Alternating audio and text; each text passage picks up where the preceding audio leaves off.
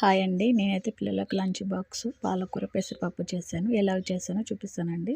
కడాయి పెట్టుకొని ఆయిల్ పోసుకోవాలి. Oil heat ఎక్కిన తర్వాత ఉల్లిపాయలు, కలిమాకు వేసి బ్రౌన్ కలర్ వచ్చిన తర్వాత శుభ్రంగా కడిగి పెట్టుకున్న పాలకూరని వేసేసుకున్నాను. ఆయిల్ ఉడికిన తర్వాత ఒక్కసారి కలుపుకోవాలి. దాని తర్వాత చిన్న టమాటా కట్ చేసి వేసుకోవాలి. అలా ఉడికిపోయిన తర్వాత అల్లం వెల్లిగడ్డ పేస్టు, చిటికెడు పసుపు, తగినంత కారం, చిటికెడు ఉప్పు, ధనియా పౌడర్ వేసి మరోసారి ఇలా కలిపేసేసుకోవాలి. బాగా ఉడికిన తర్వాత కొత్తిమీర వేసుకోవాలి.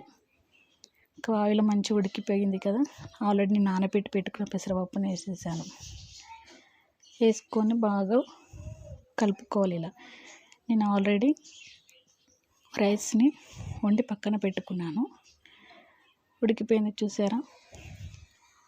రైస్ వేసేసి కలిపేసుకోవాలి.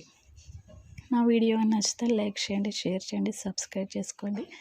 అంతే, సింపుల్ రెసిపీ.